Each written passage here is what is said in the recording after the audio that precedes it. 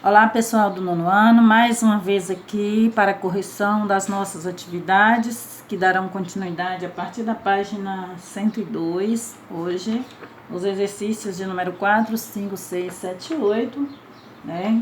E nós iremos fazer a correção. Vamos ao significado na página 100 da palavra etnologia, porque a questão número 4, ela pede para identificar as palavras que possuem o mesmo campo semântico da palavra etnologia. E lá na página 100, vocês viram que tem um conceito. Então, vamos fazer uma leiturinha lá do conceito de etnologia para facilitar a identificação dessas palavras. Então, aqui na página 100, você pode acompanhar no seu livro. O que significa etnologia? É a ciência que faz o estudo de diferentes culturas, buscando estabelecer um paralelo entre elas por meio da apreciação comparativa de costumes, hábitos, religiões, crenças e valores. Então, esse é o conceito dado à palavra etnologia. Então, com base no conceito da palavra etnologia, nós podemos observar que as palavras que possuem o mesmo sentido, que a mesma semântica, ou aqui está pedindo o campo, né, o campo semântico, que é o sentido, o significado da palavra. Então, as palavras que possuem o mesmo campo semântico da palavra etnologia são cultura, tribos, tradição, valores, artesanato e máscaras. Essas palavras vieram do texto lido por vocês na aula anterior, e é o texto que eu estou recebendo aí, o áudio da leitura pelos alunos, a leitura maravilhosa, viu, gente? Foi muito bom estar recebendo, ouvindo a voz de vocês aí, fazendo a leiturinha de vocês. Então, vamos lá. Letra B, continuando aqui. O uso dessas palavras está de acordo com o público-alvo? Que público é esse? Então, a expectativa é que vocês tenham respondido que sim, porque o relatório feito pelos alunos, provavelmente ele será lido pelo professor responsável pela turma, e esse professor é uma pessoa que conhece os termos e o contexto em que são utilizados neste gênero textual relatório, que é o gênero da nossa unidade que está em estudo. Questão 5. Na maior parte do relatório, os autores procuram usar uma imagem de objetividade, distanciamento daquilo que relatam.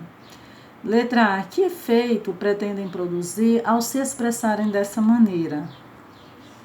Então, pessoal, os autores, ao se expressarem dessa forma,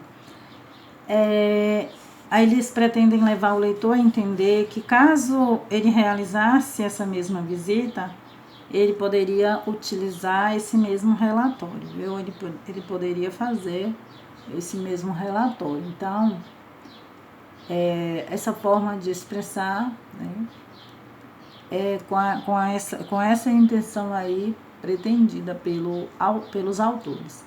Nós temos aqui uma possibilidade, mas você pode reformular também a sua resposta, tá? Temos aqui a possibilidade aí dessa questão na letra A da sim. Letra B. Há um momento em que os autores emitem opiniões sobre o que viram.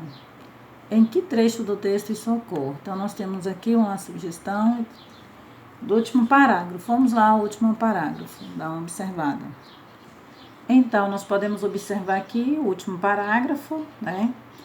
Neste parágrafo aqui, os autores eles fazem uma apresentação de maneira bem resumida, por meio de reflexões feitas após a visita. Então, podemos observar aqui, no final da visita, refletimos sobre a visita e verificamos que os valores mudam consoante a cultura. Então, você pode ler o parágrafo, né, que você vai encontrar aí algumas informações nesse sentido aí, de fazer um resumo, de refletir, né, sobre a visita. Isso após a visita também, viu? Letra C. A busca de distanciamento aparece também no uso de poucos adjetivos ao longo do texto. Então, não há presença de muitos adjetivos durante o texto. É um texto que não exige essas caracterizações. No entanto, há um momento em que utilizam um adjetivo que revela a avaliação da visita. Que adjetivo é esse onde ele se encontra? Então, nós podemos observar aqui na resposta que nós temos aqui o adjetivo interessante. E ele está presente no penúltimo parágrafo do texto. Vamos retomar o parágrafo. Então, nós podemos observar aqui no penúltimo parágrafo o adjetivo interessante. Esse adjetivo, ele revela uma avaliação à visita, ou seja, ele caracteriza a visita como interessante. Então, nós podemos observar aí uma avaliação em relação à visita. Então, você pode observar que está presente aqui no penúltimo parágrafo do relatório. Então, ao responder uma questão tipo essa, não há necessidade de você copiar o parágrafo. Você só indica o parágrafo. Então, você pode dizer presente no penúltimo parágrafo. Não há necessidade de você estar copiando o penúltimo parágrafo, tá? Só indicar a palavra e dizer que está presente nesse caso, no penúltimo parágrafo. Então, questões desse tipo aqui, não há necessidade de estar copiando o parágrafo, mas indicando qual parágrafo. Questão 6. Para organizar o texto, o autor utiliza conjunções que estabelecem ligação entre as orações. Observe as destacadas a seguir e identifique as relações que estabelece entre as orações. Nós podemos observar nesses períodos aqui, o período da letra A, nós temos a presença da conjunçãozinha E, e no período da letra B, nós temos a presença da conjunçãozinha pois. Então, como vimos na aula passada sobre o uso das conjunções, nas orações coordenadas, nós podemos observar que essa última oração aqui, do primeiro período, ela inicia aqui na conjunçãozinha aqui, e vai terminar aqui. Então, essa conjunção, ela está fazendo parte da última oração. Por isso que essa oração aqui, ela pode ser classificada como oração coordenada sindética, Ela é uma oração porque está presente aqui o verbo pintar, Ela é coordenada porque ela não depende da oração anterior, ela é uma oração independente. E ela é sindética por causa da presença da conjunçãozinha E aqui. E nesse caso, ela é uma oração coordenada sindética aditiva, porque ela, em relação à oração anterior, ela atribui uma ideia de soma, tá, gente? Então, nós temos aqui uma oração coordenada sindética aditiva. Por isso que nós temos aqui a ideia de soma ou de adição. A questão B, nós temos aqui a conjunçãozinha pois. A conjunção pois, nas orações coordenadas, ela pode funcionar tanto como explicação, que é no caso desse período aqui, quanto conclusão. Por que aqui o pois está um pois explicativo? Então, vamos prestar atenção na posição dele. Então, ele está aqui posicionado antes do verbo da oração que ele acompanha. Então, pois, ele está acompanhando essa oração aqui, pois conheciam a existência de culturas mais avançadas em termos tecnológicos. Nesse caso aqui, ele faz parte dessa oração aqui. E ele está antes do verbo. E antes dele está a presença de uma vírgula bem pertinho dele aqui. Por isso, ele é explicação.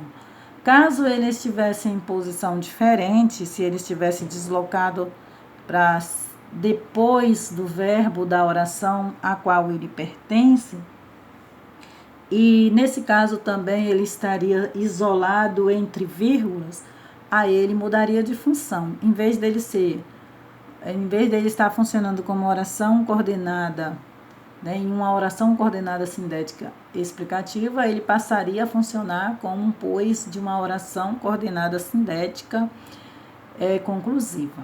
Tá? Então, preste atenção quando você estiver analisando a palavrinha pois, porque ele pode funcionar como explicação ou como conclusão. Vai depender da posição dele, né, da colocação dele na oração que ele acompanha. Então, aqui é explicação. Número 7. O texto obedece à norma padrão? Justifique sua resposta. Sim, o texto ele obedece à norma padrão, porque nesse texto não há nenhum uso que não corresponde ao recomendado pela norma padrão, por causa do gênero textual. Então, esse gênero textual, nós podemos observar aqui nesse resumo aqui, desse relatório, para relembrar que a linguagem geralmente é formal, de acordo com a norma padrão. Então, é padrão, sim, a utilização da nossa escrita, viu? Então, é a norma padrão, e não, por isso, não há nesse texto, né, o uso da linguagem informal. Então, a resposta fica assim: o texto obedece à norma padrão? Sim, é preciso que obedeça, devido ao gênero dele.